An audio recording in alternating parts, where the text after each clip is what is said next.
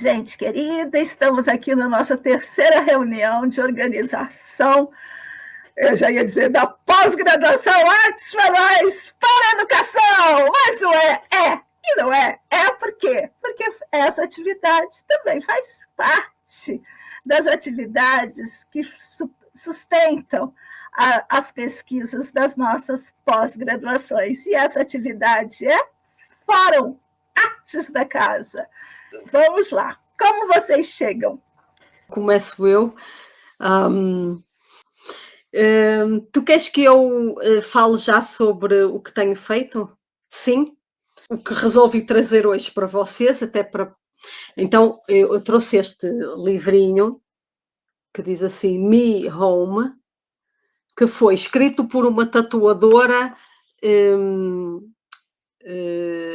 da América do Sul. Ele diz assim... legal. Me Home. É de uma tatuadora da América do Sul. Não sei se ela é venezuelana. Agora não me lembro a nacionalidade dela, mas ela é da América do Sul. E ela então, ela vende várias, além das tatuagens, tem assim uma arte. E a minha filha é que já tatuou com ela, quando ela fez um guest aqui em Portugal, porque ela está a viver em Espanha, fez um guest em Portugal, e depois a minha filha foi lá tatuar com ela. E então ela diz que estes desenhos desta fanzine foram desenhados pela avó dela, que tinha 98 anos na altura, que já morreu com 64 anos, e que ela diz que a avó sempre esteve em casa e que estará sempre em casa. E então ela escreveu este texto. E eu achei o texto tão interessante para trazer para a nossa vivência, não é? Então ela tem logo este desenho da avó, aqui. Este desenho muito bonito da avó dela. E que diz, eu que não tenho casa, diz ela, eu que não tenho casa, e cujo quarto os meus pais já transformaram em armazém. Então tem a ver com o facto dela ser tatuadora e ser uma nómada, de certa maneira, não é? Depois ela continua, tem outros desenhos aqui, muito bonitos, mesmo muito bonitos. E depois ela diz que, por vezes, ela fica na casa de amigos, não porque tem medo ou ansiedade, mas porque não consegue estar sozinha, nem por nostalgia, não é? Ela retira todas essas questões. E depois, a determinada altura, ela começa então a associar a casa ao corpo dela. Porque como ela é nómada, então ela vê a casa como o corpo dela. Repete o nome dela para nós. Ai, que eu não tenho... Ela tem aqui o arroba dela, @polvo. _ yes. Yes ou IERS. Não sei se é um R, se é um Y. Vou testar. E você tem o nome? E depois, ela, de resto, ela não tem o nome dela aqui. Mas eu depois ponho o nome dela vou procurar também. Eu conhecia porque quando a minha filha foi tatuar com ela, eu estive lá com ela um bocadinho e depois vim embora. E depois continua, tem desenhos muito bonitos no livrinho, todos da avó, não é? A avó também deveria ser uma artista, não é? Alguém que fazia estas coisas tão bonitas, estes desenhos tão bonitos, tão pensados, não é? E então ela diz que nesta última noite dormiu, lá na casa de um amigo, não por nostalgia, mas porque não queria ir para casa. Depois, no fim de semana, estava noutro amigo, e simplesmente ficou porque queria ficar. E depois ela diz assim: "Eu não tenho nenhuma casa física".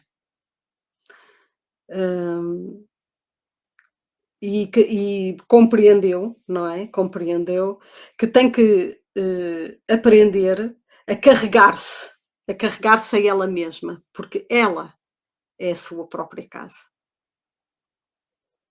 Então achei esta parte muito bonita, que ela segue com este desenho. Ela escreveu isto em inglês, por isso é que eu estou a demorar tanto a traduzir, porque tenho que traduzir ao mesmo tempo que estou a ler. Podia dizer em inglês, mas acho que não tem piada nenhuma estar a a falar em inglês, desculpem. Tenho uma cena contra o inglês, eu, para quem ainda não me conhece. Sabe que eu detesto falar inglês. E pronto, ela continua e eu posso depois, posso fotografar e colocamos no site, acho que não há mal nenhum, porque é assim uma pequena fanzina, não é? Que ela até ofereceu à minha filha por lhe ter comprado um colar. É assim, é uma coisa mesmo muito simples, em papel, mas eu achei tão curioso esta ideia de que ela se carrega a ela mesma, não é? Como é uma nómada, e nós também podemos pensar isto em relação a todas as pessoas que hoje, na Europa, por exemplo, vêm trabalhar e trabalham em sistemas informáticos e podem literalmente trabalhar em qualquer lugar desde que tenham ligação à net, não é? E luz, porque ontem ficamos sem luz e sem ligação à net.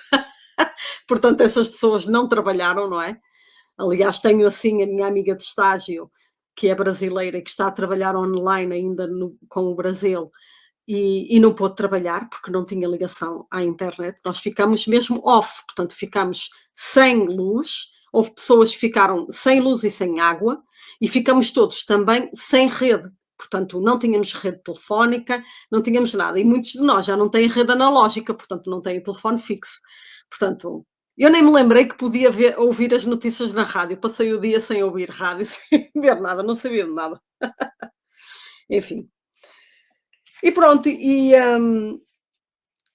ela depois diz assim que não há nenhuma ansiedade ou medo por não ter casa. Ela diz que não tem nenhuma ansiedade ou medo por não ter casa. E ela diz que eu sei que o peso de às vezes ter casa também é overwhelming, portanto também é muito pesado ter uma casa, o que eu também achei interessante. Apesar de oferecer segurança e um ponto fixo, não é? E depois ela reafirma, por isso sim, eu sou a casa e a minha casa está dentro de mim. Então, achei este final também muito, muito bonito dela se ver como esta casa que é ela mesma. É claro que isto também, atendendo ao que aconteceu ontem aqui em Portugal e noutros países europeus, foi muito engraçado porque eu fui passear e ver a rua e eu nunca tinha visto a cidade com tanta gente na rua. As pessoas foram todas para a rua. Portanto, parece que este desligar da eletricidade, da internet, fez com que as pessoas fossem todas para a rua, ver o que se estava a passar, depois olhavam umas para as outras, entretanto, umas falavam umas com as outras, outras não. Parece que houve essa transferência para os nossos corpos de alguma agência ou de alguma ação e da percepção de que nós realmente temos o poder de ser a nossa própria casa e de transformar o mundo a partir de nós. E vocês como estão? Eu falei. Eu estou bem e é engraçado. Desculpa, Fernanda. Pode falar. Não, eu quero pegar um gancho aqui com a Dulcineia. Eu fiquei aqui buscando alguns textos e hoje meu filho me emprestou esse livro, que está terminando a arquitetura, está no último ano. Ele lembrou desse livro, A Cidade é uma Casa, a Casa é uma Cidade, que é o título de um texto do Vilanova Artigas. É um estudioso, um professor de arquitetura, Daniele Pisani. Ele dá aula na FAO aqui também, acho que como professor convidado.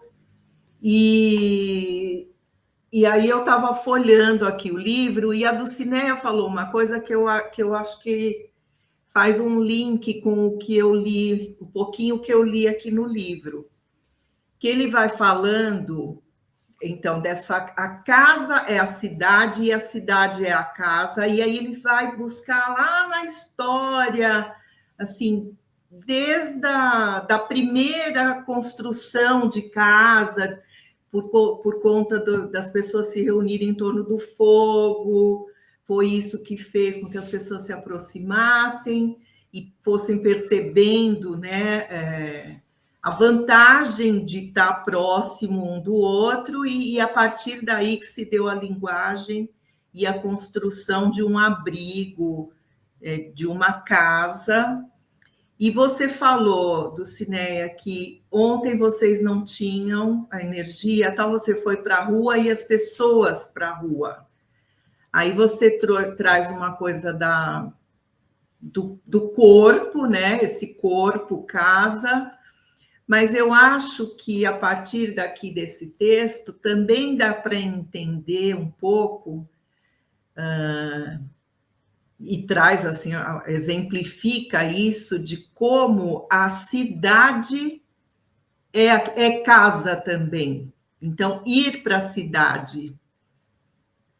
Eu estou elaborando isso aqui agora, porque eu li hoje à tarde e você está falando isso. A Dulcinea e eu já andamos discutindo tanto isso, no sentido extremamente oposto.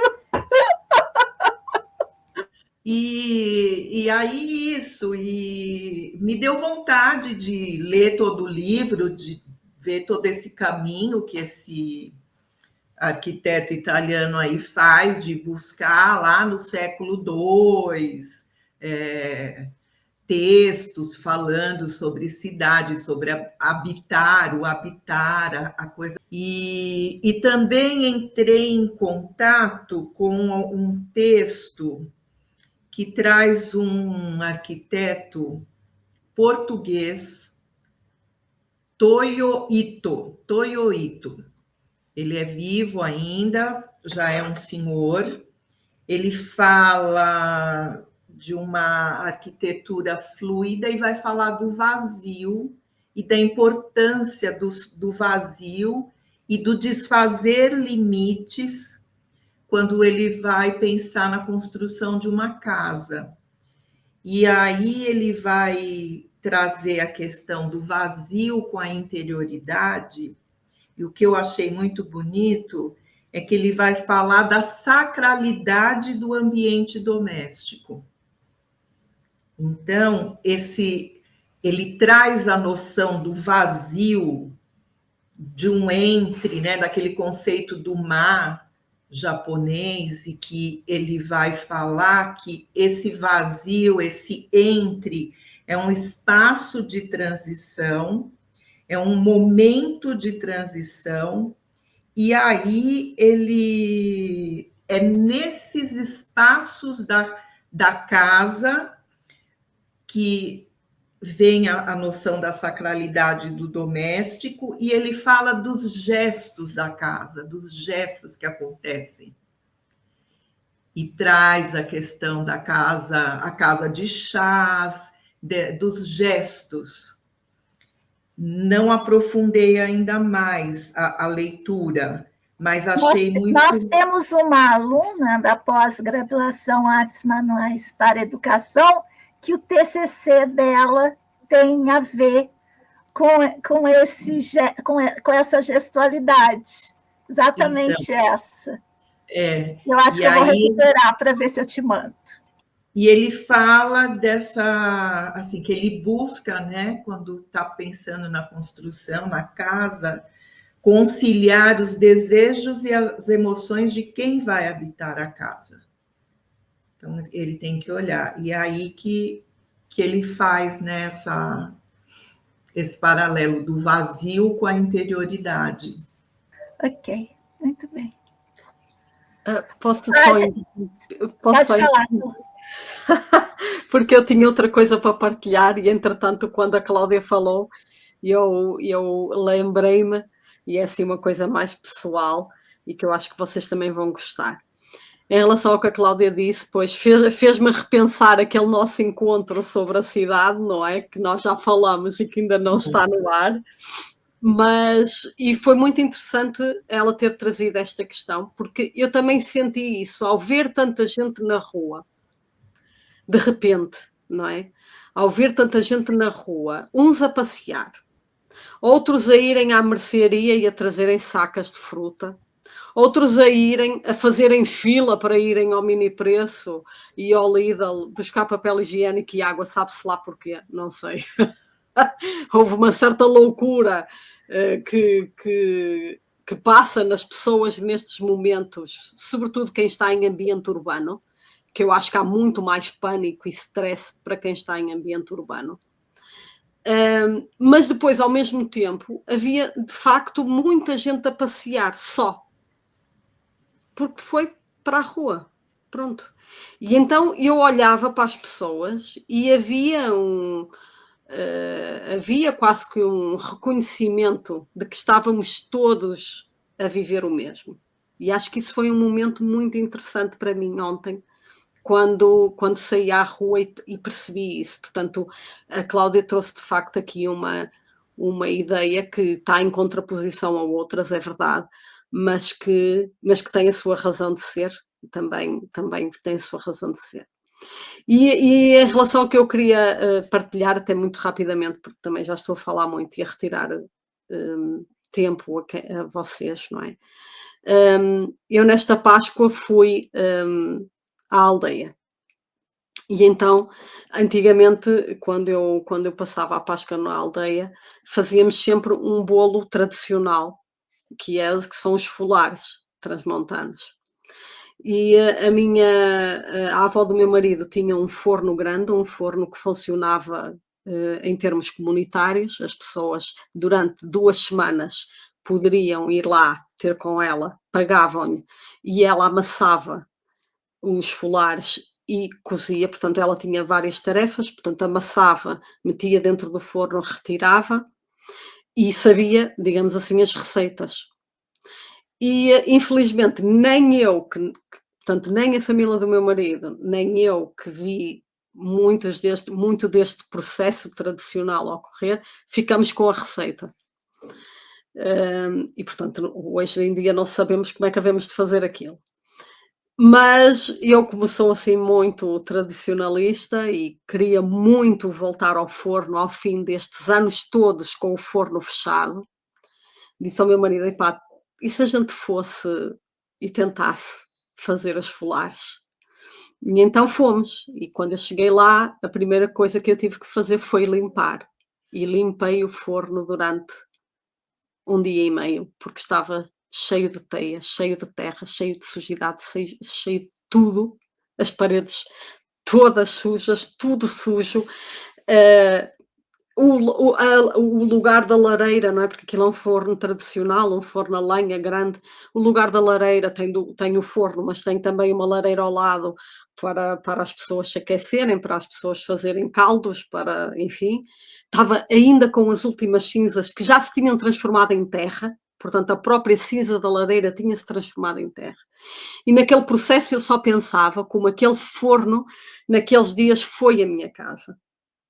Foi como eu pude recuar a todas as memórias da infância, da adolescência que eu vivi ali, e como aquilo estava a ser a minha casa. Foi de uma potência muito grande. E, no entanto, é um lugar doméstico que não dá para dormir. As pessoas, de facto, às vezes dormiam lá. A avó do meu marido dormia lá em determinadas alturas porque começava a trabalhar muito cedo e acabava muito tarde. E, portanto, dormia umas horas durante a noite e estava feito.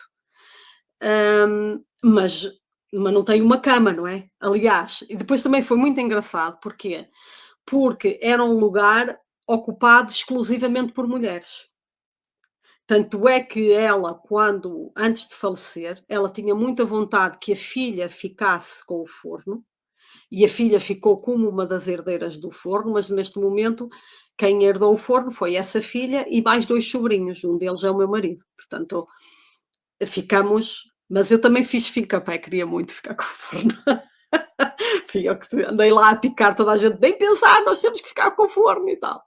Não podemos vender, não podemos vender. E, portanto, era um lugar ocupado por mulheres, onde as mulheres iam, exclusivamente mulheres, fazer os folares. Era ela que tomava conta de tudo, era ela que metia as giestas, a lenha dentro do forno para aquecer o forno, e aquilo é um trabalho duríssimo. O meu marido foi ele que fez aquilo e estava derriado ao final do dia e disse: não sei como é que a minha avó aguentava aqui 3 semanas, todos os dias a fazer aquele trabalho. É de uma resistência brutal. É preciso uma energia brutal. E depois era um espaço ocupado exclusivamente por mulheres. E nessa altura eu lembrei-me muito do que tu dizes, Nina, e de que nós também sabemos e partilhamos aqui, em como estes lugares são lugares de resistência específicos da mulher. Não só a casa doméstica, mas como havia outros lugares especificamente da mulher que eram lugares de resistência.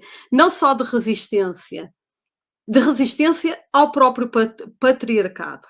Porquê? Porque o marido dela não entrava ali. O marido dela só trazia a lenha até à porta. E ela é que trabalhava no forno, enquanto o marido tinha outros trabalhos.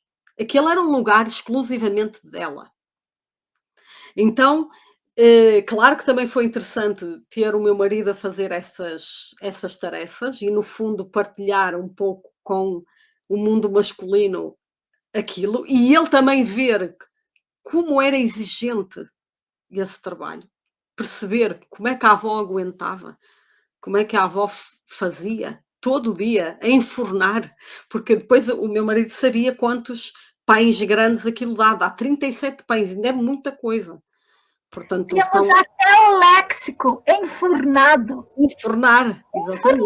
Enfornado. Exatamente.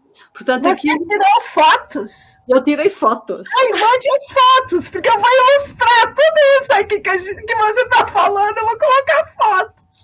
É um cômodo à parte da casa. É um cômodo até fora da casa. Porque sim, a parte. Outra coisa, como os cômodos de tecelagem, onde o grande tear ficava. Uma casinhola separada. Sim, isso. Sim. Só que esta nem sequer é na mesma rua da casa doméstica. Não! Não é no mesmo terreno? Não é no mesmo terreno, é noutra rua. Só que, claro, está apegada a uma casa que era do irmão dela. Entendi. Portanto, o forno já tem neste momento tem 103 anos, porque tinha a data que eu nunca tinha visto. Eu tantas vezes entrei lá, nunca tinha visto a data. A data é de 1920. Ele começou a trabalhar em 1920. É incrível. Ai, lindo. Então eu vou mandar as fotos todas. Vamos fazer um clipe muito lindo desse forno, a casa enfurnada. Sim. Então pronto, vou-me calar agora que vocês também querem. Mas nossa, foi maravilhoso. Muito bem, obrigada, viu, pela partilha. Ainda quero voltar à questão da polis. A polis como casa. Eu acho que a polis é a anticasa. Enfim, vou deixar só essa frase para a Cláudia, que está lendo o livro, ficar pensando. Por quê? Porque a polis, ela não se comporta como casa.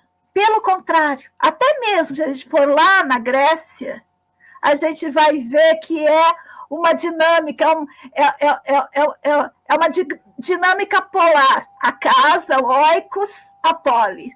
É uma dinâmica polar. E as qualidades... Mas tem uma pegadinha lá na Grécia, né? A pegadinha grega é: você precisa de um exercício ético, de cuidado de si e dos outros, na oikos, para poder participar da polis. E talvez isso, o enfraquecimento do oikos, nos explique um pouco da fragilidade das polis e da situação completamente desprovida de ética que as nossas cidades habitam, não é hoje. Enfim, esse é o assunto que me move. Mas não quero ficar dominando aqui a palavra, não. Siga aí!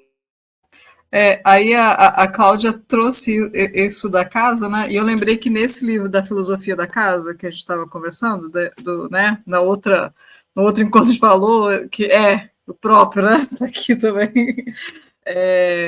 O Emanuele, logo na introdução, ele fala sobre isso, né? Então, eu fui procurar aqui.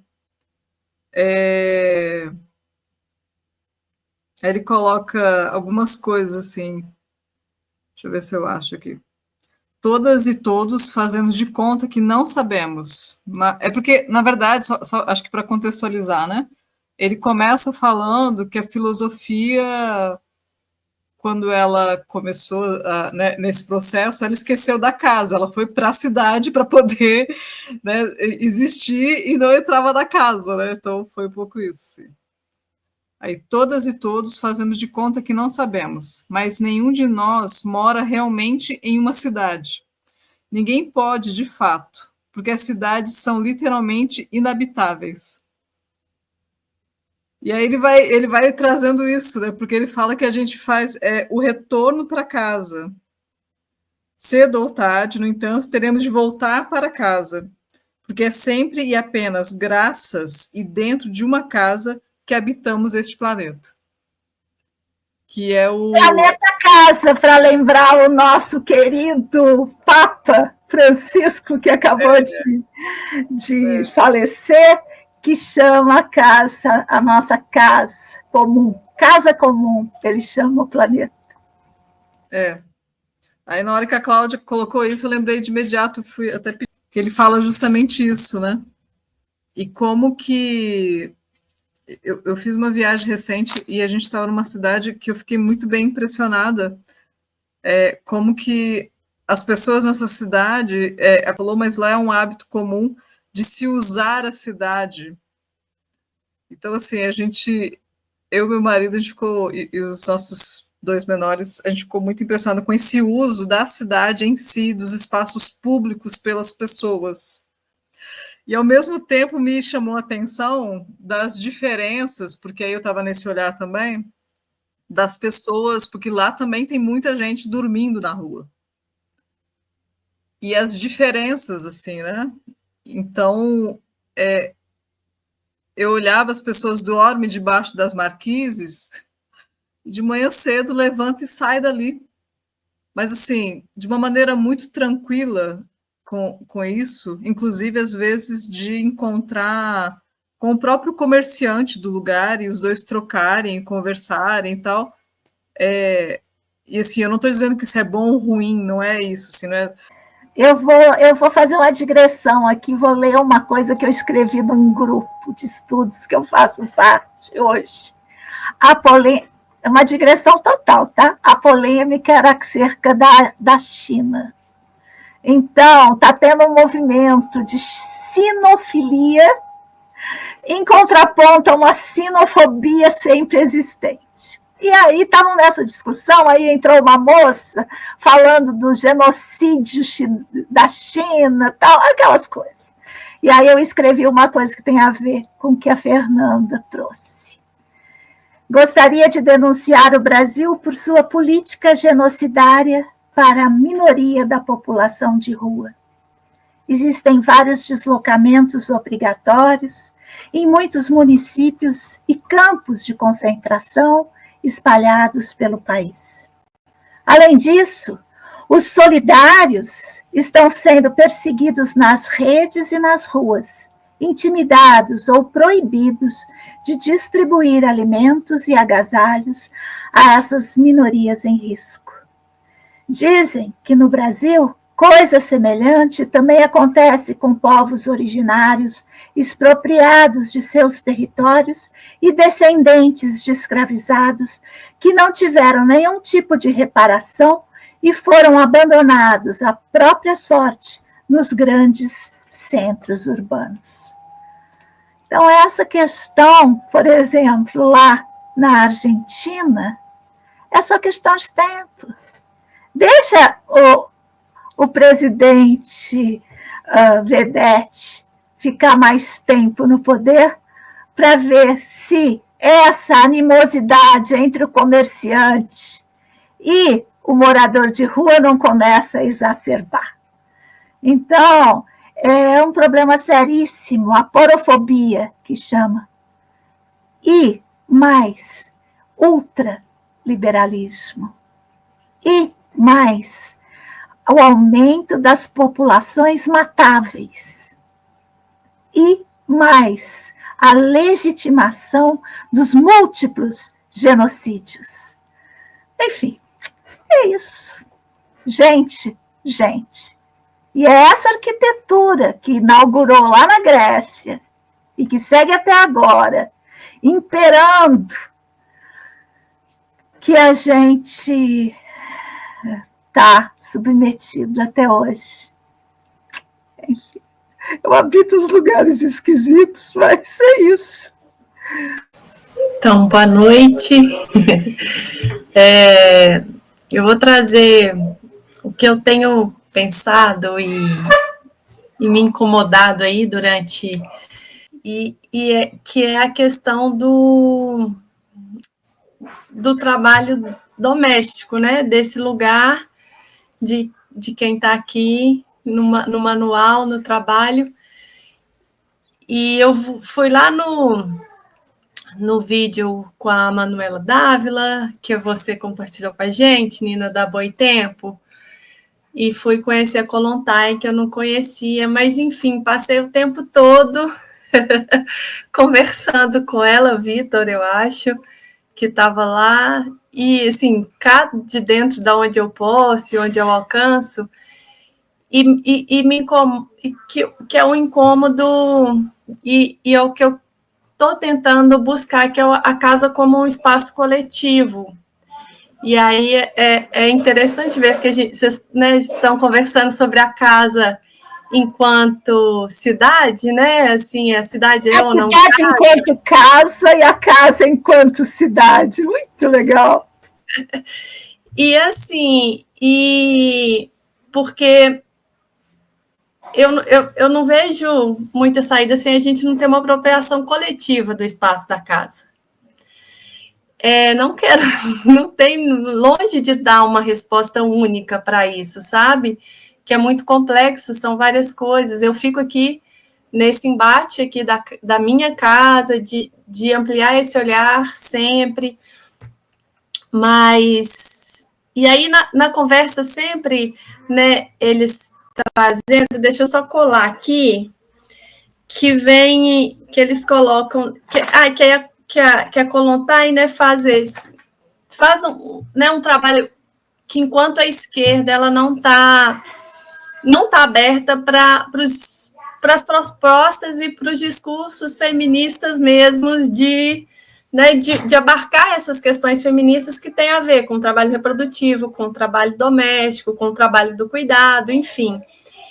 E aí eu fiquei pensando, escutando e rabiscando aqui enquanto eu escutava a conversa deles, é que será que porque a Kollontai é da época da Revolução Russa, né, de 1917, tem alguns escritos dela que eu quero aproximar, que eu não conhecia, mas se a gente não consegue... E aí falando que não se consegue trazer isso enquanto pauta, porque estamos, né, num lugar do patriarcado, de todas essas questões.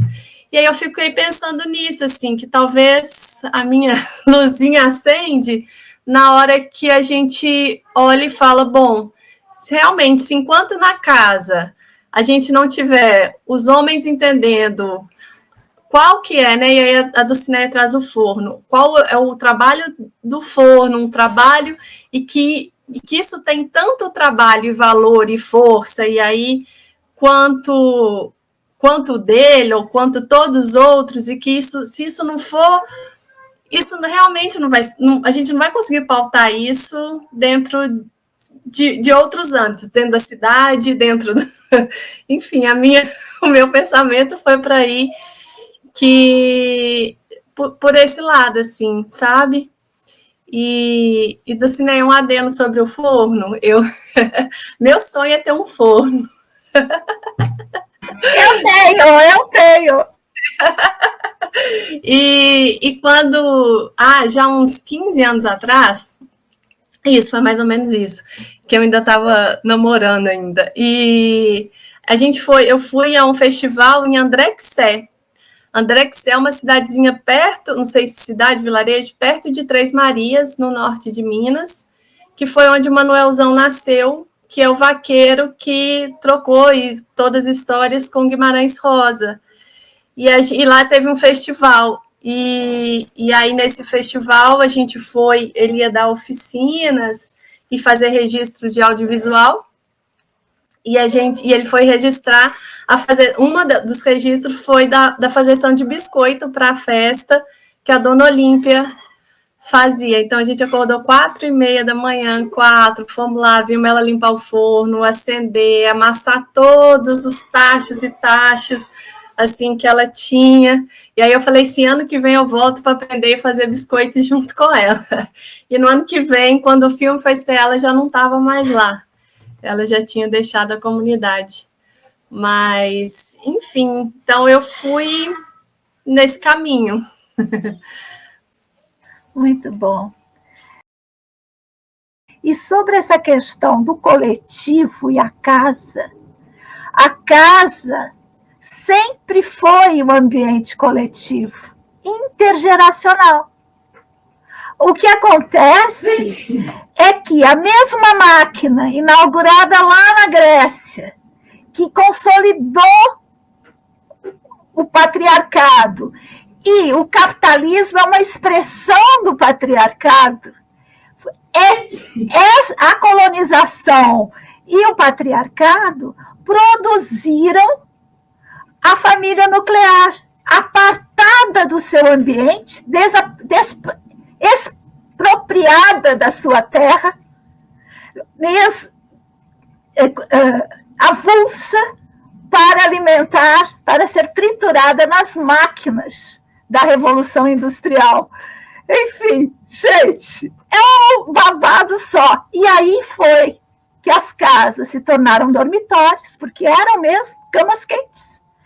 As casas se tornaram dormitórios, as cidades se edificaram para possibilitar a máquina capitalística se instituir cada vez mais à custa dos corpos que eram não metaforicamente, mas literalmente, efetivamente triturados das máquinas.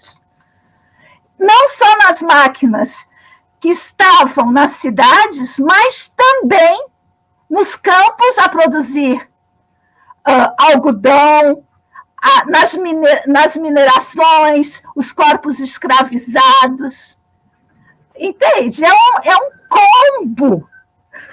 Né? Os povos originários que foram tirados de suas terras para que esses cultivos e essas explorações de minério acontecessem e continuam a acontecer até hoje. Você, Olívia, e você, Fernando, estão no auge desse lugar aí. Então, todo esse movimento é uma coisa só, e todo esse movimento enfraqueceu o espírito da casa. E eu acho que é isso, sabe? Porque ao enfraquecer cada um de nós, tanto homens como mulheres, mas especialmente as mulheres, enfraqueceu todo o restante. Enfraqueceu as infâncias, os espaços de infância, instituiu uma coisa chamada apartamento, que é um lugar antivida. Não se pode viver num apartamento. Não há como viver nesse lugar. Então, esse é o espaço que a gente vive hoje. Enfim, hoje eu estou com esse espírito panfletário, mas sinto muito. Enfim, vamos em frente. Então, desculpa, Dulcinea, rapidinho. É só porque a Nina falou do apartamento e me veio uma lembrança aqui agora. que eu brinco que na minha vida passada eu trabalhava na construção civil, né? Tipo, quando eu era, né? Ainda nessa encarnação, mas na minha vida passada. E teve um dia que a gente entrou... Aconteceu uma coisa que eu sempre ficava muito chocada, porque, assim, a empresa comprava prédios, pequenas casas de 2 andares, 2 pavimentos, então é aquilo, né? Compra 2, 3, uma do lado da outra, põe tudo para o chão e constrói um prédio gigante com vários apartamentos, ou porque vai virar hotel, ou porque vai virar apartamento, ou porque vai virar não sei o quê, né? E aí, na normalidade da empresa, antes de ter o escritório da obra, ocupa-se uma das casas para poder fazer dele escritório. E aí eu lembro que uma vez a gente entrou, e um colega meu, assim, a gente entrou num apartamento desse, e eu acostumada com casa, né? Sempre morei em casa, sempre tive casa. Na hora que eu entrei no apartamento, é muito doido, porque assim, foi exatamente o que ele fez. Eu projetei minha família para dentro daquele apartamento. Eu pensei, nossa, que apartamento pequeno. Que espaço pequeno, assim, porque eu com criança pequena, um monte de filho, eu pensei, gente, não cabe minha família dentro desse apartamento. Foi de imediato, assim, né? Igual você falou, né? Não cabe, na minha família não cabe, assim, ainda mais que são expansivos, porque estão acostumados com o terreno e tal. E ele, a esposa e a filha, ele falou assim, nossa, que apartamento maravilhoso. A referência é muito doida, né, disso, assim, né? Qual que é a referência, né? Mas não tem mais a casa. Né? A questão histórica dessa casa, ela acabou, assim, ela se foi, e aí a gente volta, inclusive, nessa questão, né, um pouco junto, assim, né, com essa questão do como que o dinheiro está acima disso, né, como que a gente cuida dessa cidade, que está se tornando inabitável, porque vira esses prédios imensos, né, essas coisas. Você ia falar do... Temos que deixar alguma coisa para falar depois no outro dia, mas pronto. Eu ia dizer... nunca acaba. Não. É igual serviço de casa. Ai, meu Deus. Sim, também gostei muito da tua intervenção agora, Fernanda, fez-me pensar em muitas coisas, mas pronto, o que eu ia dizer era que hoje à tarde tive que fazer umas ações de divulgação sobre o currículo de História. E em Portugal, o currículo de História, dentro do curso de Humanidades, que é, digamos assim, a história mais evoluída para o secundário, portanto, para os alunos a partir dos 15, entre os 15 e os 18 anos, não sei como é que é no Brasil, começa na Grécia. E eu, no gozo, comecei a dizer aos miúdos, portanto, não havia história antes da Grécia, não é? E eles todos a olhar para mim, como, mas o que é que ela está a dizer? E eu disse, então, não havia história, não havia história. E então comecei logo a rebater essa questão do currículo começar na Grécia, porque é que o currículo começa na Grécia, e dar-lhes a entender de que começa na Grécia porque nós temos uma visão eurocêntrica apenas, e vamos passar os 3 anos só a falar da Europa, porque só a Europa é que existe, nada mais existe a não ser a Europa, e portanto começa na Grécia. E depois foi muito engraçado, porque a apresentação tinha uma, que não foi feita por mim, mas fui eu que apresentei, tinha uma música do Chico Buarque, que é As Mulheres de Atenas. E eu nunca tinha ouvido a música, e eu pus a música, mas a minha orientadora gosta muito daquela música, eu pus a música, e foi muito interessante. Aliás, eu fiquei a ouvir a música, não sei se foi interessante para os miúdos, mas eu pensei, vou ter que ouvir mais um bocado, que é para depois entrar aqui e discutir com eles. Então é muito interessante essa música de Chico Buarque, As Mulheres de Atenas, porque ele fala desse papel da mulher na Grécia, de um papel da mulher submissa, da mulher que fica à espera do marido, da mulher que não sei o quê. E eu via o rosto das raparigas iluminado, como quem estamos a falar do feminino. O olhar dos rapazes era o oposto, era do género, que seca, agora as mulheres de Atenas, o que é isto, não sei o quê. Então eu parei a música, não deixei acabar, e depois perguntei, e então, as mulheres eram importantes na Grécia? E eles ficaram em silêncio, porque muitos dos miúdos não estão habituados sequer a questionar nada. E uma miúda disse, eram. E eu pensei, oh meu Deus, a música dizia ao contrário, mas ela disse que sim, vamos lá então. E eu disse, então porquê que eram? Porque os homens sempre voltam para casa. Dizia ela. Porque na música diz que os homens voltam para casa e voltam para as mulheres. E eu pensei, pronto, é uma visão. E depois peguei, a partir daí do que ela disse, peguei na questão da Penélope ter o tiar e afastar os pretendentes com o tiar, não é? Porque a Penélope, que era a mulher do Ulisses, estava à espera do marido, à espera que o marido voltasse, não é? E para afastar os pretendentes, ela fazia o tecido durante o dia e à noite desfazia, para enganar os pretendentes, porque ela tinha dito aos pretendentes que, quando acabasse aquele tecido, casava com um dos pretendentes. E então e eu perguntei, então como é que vocês acham que ela enganava os pretendentes? E eles, nada, porque não sabem nada, não é? Nada. E eu disse, então ela fazia durante o dia e desfazia à noite. E eles, Então, esta realmente há uma ligação entre...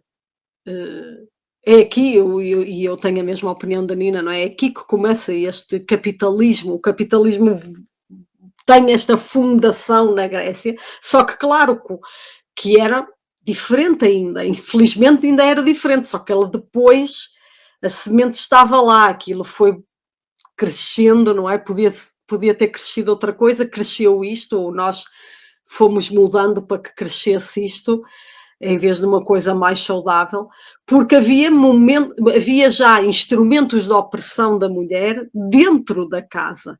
A casa era um lugar, e isto fez-me pensar que a casa é ao mesmo tempo um lugar de liberdade, mas também um lugar de opressão consoante as forças que a atravessam. E o ser humano percebeu isto muito cedo, não é? Muito cedo percebeu que atravessam estas forças a casa e, portanto, é fácil também oprimir os outros dentro de um espaço pequeno. E então a opressão das mulheres é também feita no mesmo espaço onde ela se liberta ou onde ela consegue se libertar. Então, pronto, há muito para dizer. Olha só, mas eu acho assim, que é justamente por a casa ser um espaço de opressão que ela exige estratégias de libertação. Porque se ela não fosse, se a gente estivesse numa matrícia, que é outro lugar, outro conceito incrível que a gente tem por aí, se a gente estivesse numa matrícia, não teriam espaços de opressão. E a casa talvez pudesse ser a comunidade, a casa talvez pudesse ser o espaço da vila, mas arregimentado com esses valores patriarcais, a casa é o espaço de opressão, portanto, é o lugar onde eu tenho que criar estratégias de sobrevivência, estratégias de vazar os furos. E, assim como Penélope fez, as artes manuais, como demonstrou Fernanda com as suas, foram sempre um lugar onde foi sempre uma dessas estratégias. Uma coisa que eu posso fazer no meu cativeiro. Mas não é porque a casa é cativeiro, porque ela foi transformada em cativeiro pelo opressor. Porque o patriarcado fez o laboratório da escravidão, como a gente sabe através das nossas autoras queridas de referência, Riane, Federici e tantas outras, no corpo da mulher. É isso, sabe? É um nó. É um nó. Talvez, e sempre talvez, a questão da casa seja um lugar onde estamos agora. E, nesse lugar que estamos agora, as forças sociais, a começar pela própria pandemia que acelerou isso, as forças da cidade, as forças de opressão, como diz o livro que a gente está lendo, invadiram de tal maneira a casa que até mesmo esse último reduto de produção ontológica está sendo invadido agora pelas forças do fora. Então, talvez a casa seja o abrigo a essas forças do fora. E essas forças do fora, elas sempre habitaram a casa. Só que, de maneiras a eu criar estratégias de proteção. E o que tem sido feito agora, no contemporâneo, é que as estratégias de proteção estão enfraquecendo cada vez mais a casa.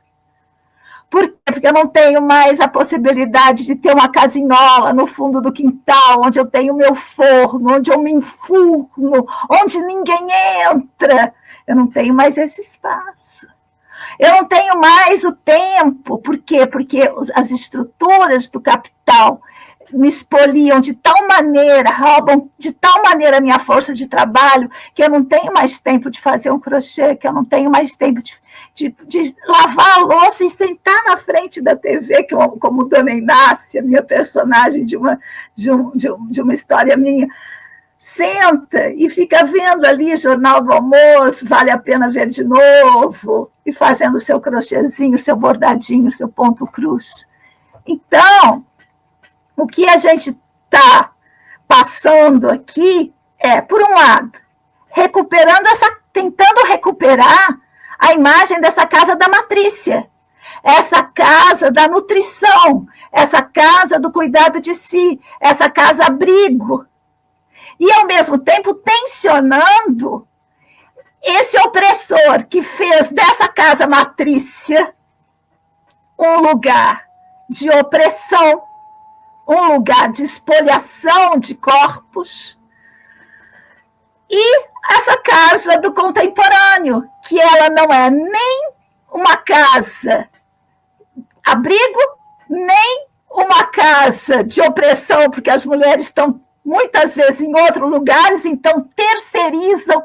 É a opressão de alguém, mas talvez não da mulher com poder aquisitivo, branca, classe média. Mas tem alguém ali sendo oprimido. Então, a gente está mexendo nessas coisas, mexendo. Por quê? Porque a gente não vai trazer nenhuma solução. A gente vai continuar onde a gente está fazendo o que a gente está fazendo. Mas o que é importante? Fortalecer esse pensamento e falar: a casa existe. E a gente precisa falar sobre isso. Eu acho que é assim. Muito discursiva hoje, está doido. Enfim, um pouco por aí que eu penso, sabe? Tem todos esses aspectos e eles não são lineares, um depois do outro. Eles estão aqui. A Grécia é hoje. Sobre Grécia. A Grécia, nossa, ela não é lá do antes da Era Comum. A Grécia, nossa, se inaugura com o pensamento moderno, que deformou, que modificou, que trouxe do pensamento grego só as coisas que lhe interessavam e queimou o resto. Então, essa é a Grécia que a gente está submetida. Muito bem. Tem assunto para arqueólogas aí, não tem?